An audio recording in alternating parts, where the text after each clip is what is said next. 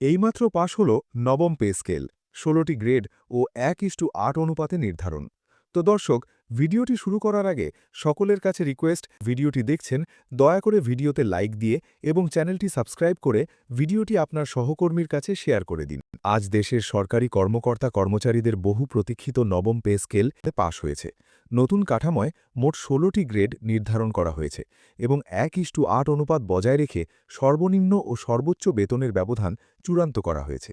পাশের সঙ্গে সঙ্গেই নিয়োগ কাঠামোটি প্রশাসনিকভাবে কার্যকর করার প্রক্রিয়া শুরু হয়েছে, আর সরকারের বিভিন্ন দপ্তর, মন্ত্রণালয় ও অধিদপ্তরে নিয়ে চলছে ব্যাপক আলোচনা। নতুন পে স্কেল পাশের মাধ্যমে পুরনো কাঠামো, যেখানে বেতন ও গ্রেডের মধ্যে বড় ব্যবধান সৃষ্টি করেছিল, তা নতুন করে পুনর্বিন্যাস করা হয়।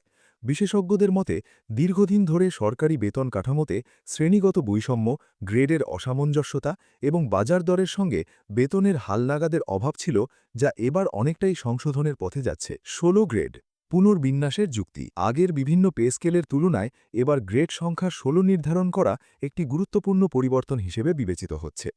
পে কমিশনের সদস্যরা জানান, দেশের প্রশাসনিক কাঠামোর বাস্তবতা, পেশাগত বৈচিত্র্য, দক্ষতা ও সিনিয়রিটির ভারসাম্য মাথায় রেখে এই সংখ্যা নির্ধারণ করা হয়েছে। বিভিন্ন পেশাগত স্তর, যেমন শিক্ষা, স্বাস্থ্য, প্রকৌশল, বিচার বিভাগ, প্রতিরক্ষা, মাঠ প্রশাসন ও কারিগরি খাতের মধ্যে গ্রেডিং সামঞ্জস্য বজায় রাখাই ছিল প্রধান লক্ষ্য। এবার কর্মীদের গ্রেডে অবস্থান শুধু চাকরির পদবি নয়, বরং দায়িত্ব, কাজের প্রকৃতি, পেশাগত দক্ষতা এবং শিক্ষাগত যোগ্যতার উপরও নির্ভর করবে বলে জানা গেছে। মন্ত্রণালয় সূত্রে জানা গেছে, ১ নম্বর গ্রেডে থাকবে সচিব ও সমমর্যাদার পদ, আর ১৬ নম্বর গ্রেডে থাকবে প্রবেশ পর্যায়ের কর্মকর্তা কর্মচারী।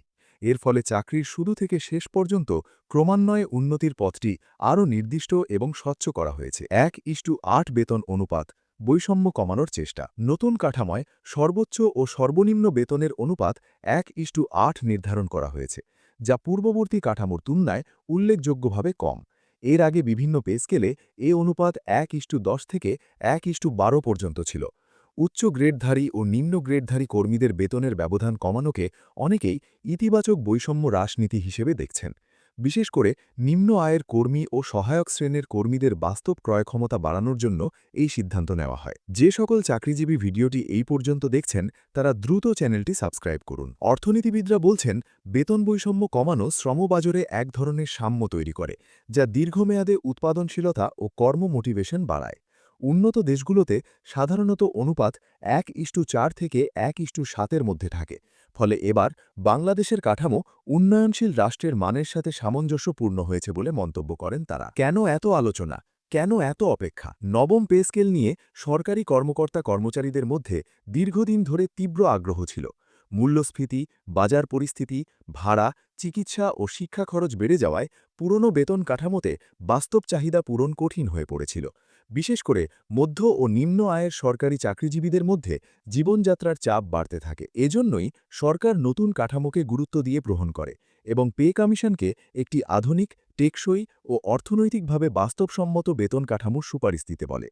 কমিশনের সদস্যরা দেশের উন্নয়ন পরিকল্পনা, জিডিপি প্রবৃদ্ধি, বাজেট সক্ষমতা, রাজস্ব সংগ্রহের হার, মূল্যস্ফীতি এবং আঞ্চলিক তুলনাগুলো বিবেচনায় রাখেন। কোথায় বাড়ল, কোথায় পরিবর্তন এলো? নতুন কাঠামোয় শুধু গ্রেডই নয়, বর্ধিত করা হয়েছে বেশ কয়েকটি ভাতা: চিকিৎসা ভাতা, পরিবহন ভাতা, শিক্ষা সহায়তা, হাউস রেন্ট, মাঠ পরিচালনা ভাতা, কারিগরি ভাতা। বিশেষ করে স্বাস্থ্য, প্রকৌশল, শিক্ষা ও পুলিশ প্রশাসনের ভাতা কাঠামোতে পরিবর্তন আনা হয়েছে।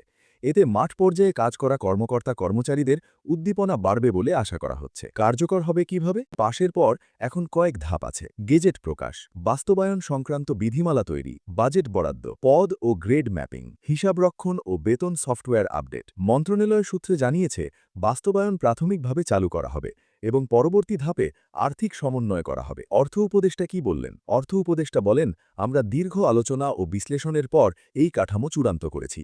দেশের অর্থনৈতিক সামর্থ্য, বাজেটের স্থিতিশীলতা এবং কর্মীদের বাস্তব চাহিদাকে ভারসাম্য রেখে সিদ্ধান্ত নিয়েছি।